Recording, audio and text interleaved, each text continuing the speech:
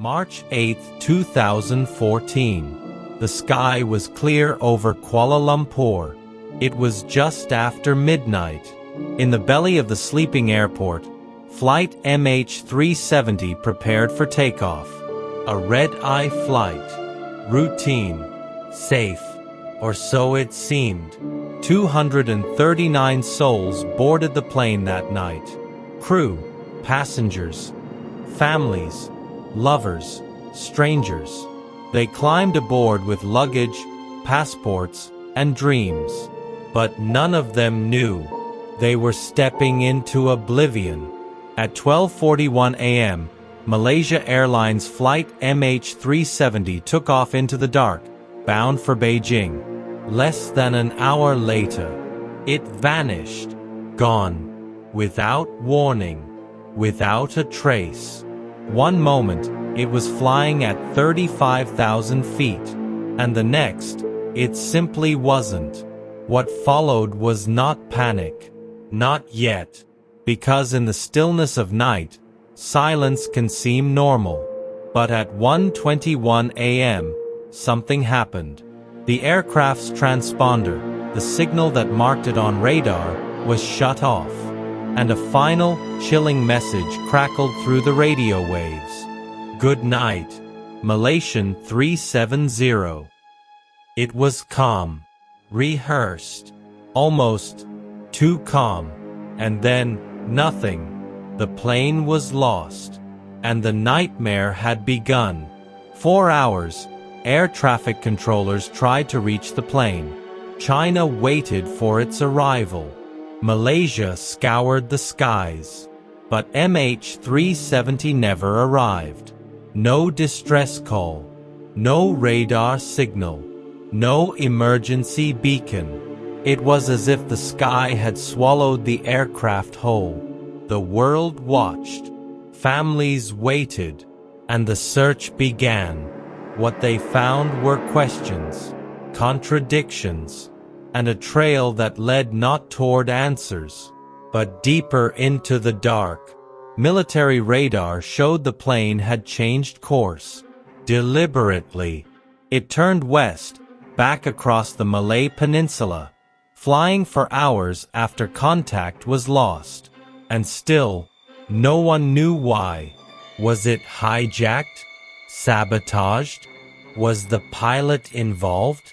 Or was something far stranger at play? Because what followed was not just a search for wreckage. It was a search for truth in a sea of shadows. And some say that truth was buried long before the bodies. In the next episode, we plunge into the chaos, the strange flight path, the missing data, and the lies. So many lies. Because flight MH370 may have disappeared from the sky, but its ghost still lingers in the static. A plane disappears. A signal goes dark. And the world begins to unravel. For the first time in aviation history, a Boeing 777 had simply vanished. But not into thin air. No. MH370 left behind a trail. Faint, hidden, but real. And that trail didn't point toward Beijing. It led somewhere much stranger. 6 hours after takeoff, a faint handshake was detected, not by accident, but by a satellite orbiting the Earth, operated by a company called Inmarsat. Their system recorded something no one expected. Pings. Electronic blips showing the aircraft was still alive, still flying, long after it vanished from civilian radar. At 8:19 a.m., nearly 7 hours after departure, the final ping was received. After that, nothing. The search shifted to a vast, featureless graveyard, the southern Indian Ocean. A place where time seems to drown, and wreckage disappears beneath miles of cold, crushing black. But where exactly had it gone? Using the satellite arcs, investigators plotted two possible flight corridors. One north, towards Central Asia, one south, into the endless sea. They chose the south, but the ocean guards its dead well. Months passed, then years. Theories multiplied like shadows at dusk. Some believed the pilot, Captain Zahari Shah, had planned it, that he had practiced the route on a home simulator, that this was a murder-suicide, calculated and chilling. Others whispered of hijackers, or of state-level cover-ups, of intelligence games gone wrong, or right. But evidence, barely any. No black box, no fuselage, just fragments. In 2015, a barnacle-covered wing piece, called a flaperon, was found on the shores of Réunion Island. It was from MH370. That discovery should have brought peace, closure, but it didn't, because for every answer, 10 more questions rose like ghosts in the tide. Why was the transponder shut off? Why did no one on board send a distress message?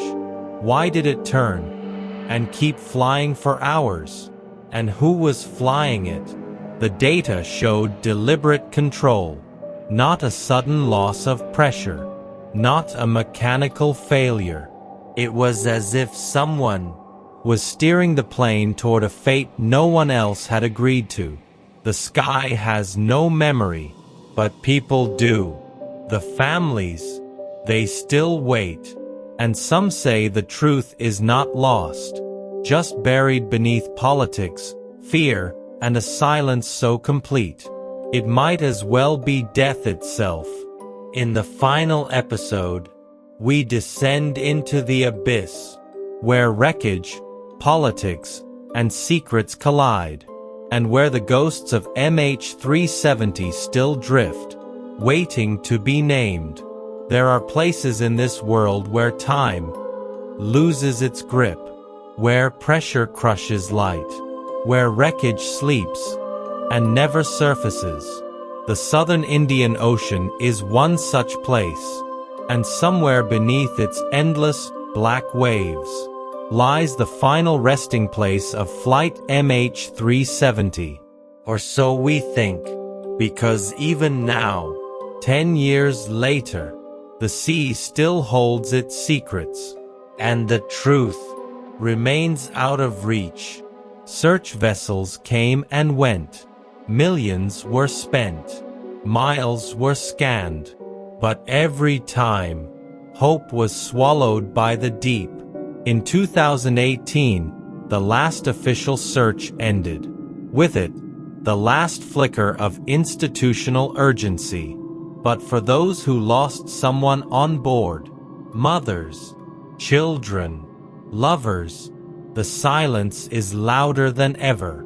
The plane is not just missing, it has become a myth, a vessel trapped between fact and legend, dragged down by conspiracy and shrouded in shame.